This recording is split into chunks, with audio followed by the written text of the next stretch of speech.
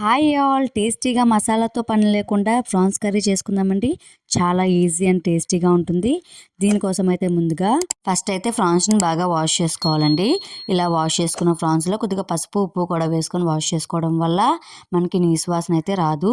ఇలా వాష్ చేసుకున్న తర్వాత దీంట్లోకి పసుపు ఉప్పు కారం వేసుకొని బాగా మ్యారినేట్ చేసుకొని ఒక 5 మినిట్స్ ఆర్ 10 మినిట్స్ పక్కన పెట్టేసుకోవాలి. ఇప్పుడు ఒక మిక్సీ జార్లో అల్లం వెల్లుల్లి ఉల్లిపాయ టమాటా వేసుకొని మనం బాగా పేస్ట్లా చేసుకోవాలి.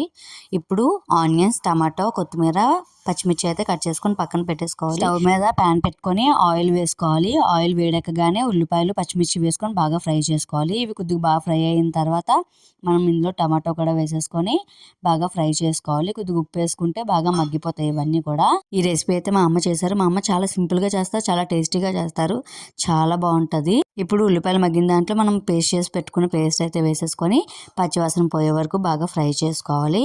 ఇలా ఫ్రై చేసుకొని ఆయిల్ బయటకు రిలీజ్ అవుతున్న టైంలో చేసి మనం రొయ్యలు మ్యారినేట్ చేసి పెట్టుకున్న రొయ్యలు ఇందులో వేసేసుకొని బాగా ఫ్రై చేసుకోవాలి. ఇప్పుడు ఇందులోకి అసలు వాటర్ ఏది వేయక్కర్లేదండి. మూత పెట్టుకొని మనం కుక్ చేసుకోవడమే. రొయ్యలో ఉన్న వాటర్ రిలీజ్ అయ్యి అవి బాగా బాయిల్ అవుతాయి.